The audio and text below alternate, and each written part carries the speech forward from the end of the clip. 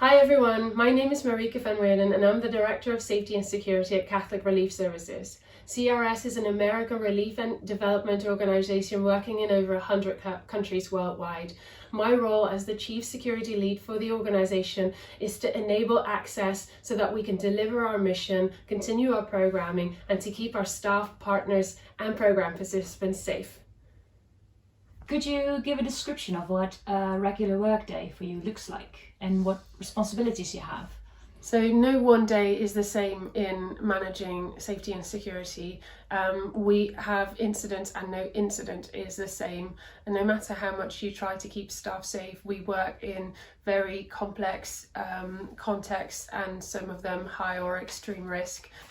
We support our country officers and leadership with managing incidents such as a coup d'etat or an explosion in the capital, but also with cases like a kidnapping, unlawful detention or sexual violence against our staff members. And then additionally, especially now, we also are responsible for the operational response to the COVID-19 pandemic. Staff safety and staff well-being are inextricably linked. If you have a staff member who is not feeling well, they might make the wrong decisions in safety and security situations. On the other hand, if people are feeling unsafe and they're unsafe in unsafe environments, it also means that it affects their well-being and it is our duty to care for them. Okay. Can you explain our students a bit more on the steps you took to reach this position, your career path, what trainings you took, etc.? So my background is I have an MA in history, and while to most people that sounds astounding and they don't see how I would end up in security management for a humanitarian organisation, to me it just makes a lot of sense because all of the situations, the countries that we work in, the context, the conflicts or past conflicts, and even the way that the communities that we serve are affected by what has happened in their past and their current situations, it all comes down to history. So understanding the background of countries, the culture of populations and the history in a country to me has already been immensely helpful in understanding a context and risk and supporting our organisation in the safest way to operate our programmes. Okay. And your career path, so after your studies, what was your career? So I didn't know that I, would find my passion in security risk management. The only thing I did know is that I wanted to work for a humanitarian agency. So I got here by chance, starting to work for a small charity supporting NGOs in managing safety and security through training and advice. And I started out as an office manager. And while doing that, I got more and more interested in the actual work that we were doing. So started out by traveling to some of the countries that we did our trainings in, by reading everything, and then eventually also by taking on the safety and security management of our staff and consultants that we would send out. From there, other organisations like AMRA Flying Doctors and Amnesty International came to us and asked me if I wanted to write their policies and procedures as well. And from then I made the step to actually working full-time for NGOs like Voluntary Service Overseas in the UK and Catholic Relief Services now in the US, where I've been for the past 3 years. What kind of challenges do you face currently in your role and how do you deal with them? Oh gosh, there are so many, but I think the one that I want to highlight is no incident is the same and no security situation is the same. So it means that we're always working in the dark, and we're not only, managing known risks and mitigating those risks. It is also our responsibility to help our organizations prepare for a continuity of operations and for the unknown risks that we will face in the future. One recent example is the pandemic, where even though, many epidemiologists saw this coming, there was still little that we did across the globe to prepare for this. So learning from past experiences, like our experience in responding to the Ebola outbreak, for instance, is helping us to respond to the pandemic. But still, there are lots of unknown territories even now, and it is the challenge of making sure that we prepare our staff and our leadership and our agencies to be able to continue programming and reaching our program participants and the communities that need us most in a way that is both sustainable, inclusive, and looking forward to a future that none of us can predict. Okay, so if there's any incident or situation that you can remember in the past in your career that has really confirmed that you're in the right spot, that this is what you really want to do, can you name it?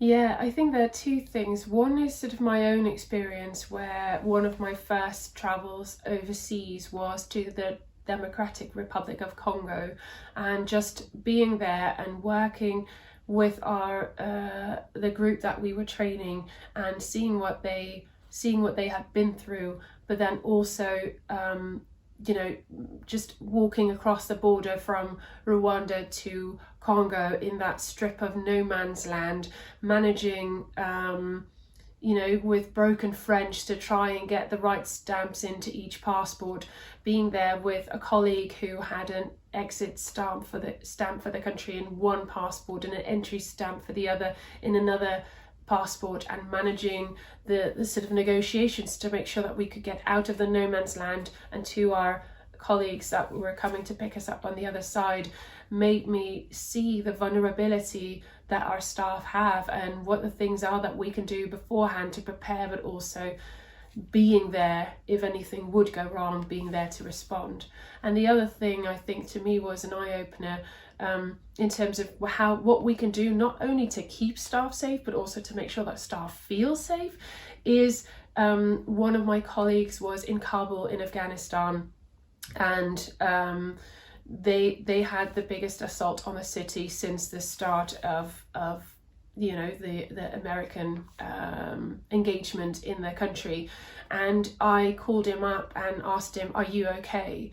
And he didn't know what was going on at that time, so he woke up by my phone call. And the fact that I had called him because I knew what was going on and was checking up on him before he even knew, though he was in Kabul, that really made him feel safe and made him feel like we've got his back. And to me, that was, I think, the other moment where I noticed this is not just me doing a job, this is my passion and this is what I want to build my career in. Well, I suppose in this job you would have to be, on call maybe 24/7. How do you deal with that?